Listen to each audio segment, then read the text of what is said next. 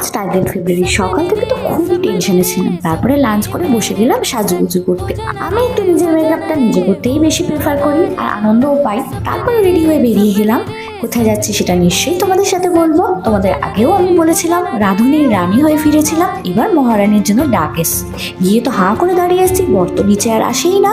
তারপরে অনেক কষ্ট করে উপরতলা থেকে নিচে এসছে আর তারপরে রেডি হয়ে গেলাম। তারপরে বসে থাকতে থাকতে ভীষণই খিদে পেয়ে গেল। সেই জন্য আবার আমার বর মিষ্টি পাঠালো বন্ধুর হাত দিয়ে। তারপরে বসে আছি তো বসেই আছি, বড় দেখি কি সব কাজ করছে, বাপু আমায় পাত্তাই দেয় না।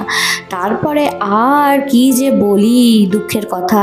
2000 years later. কথা ওই দিন আর শ্যুটটা হলো না। রাতে এসে আবার সব গুছিয়ে পরের দিনে রান্না বান্না করে শুয়েছি অনেক রাতে। আবার ভোরবেলা উঠে আবার গেছি, কারণ ফার্স্টেই আমাদের শ্যুটটা ছিলাম। যাওয়ার আগে অবশ্যই ঠাকুর প্রণাম করে নিয়েছি, তারপরে ডাবকে পেট ঠান্ডা করে নিয়েছি। আর আজকে ইনার সাথে আমার ফাইট হতে চলেছে। দেখা যাক কেই হয় রাধুনির রানী, তার জন্য অবশ্যই আমার এপিসোডটা কিন্তু দেখতে হবে। আর এইসব রান্না করতে করতে আমি তো ভীষণ টেনশনে পড়ে গেছিলাম যে কি হবে কি হবে।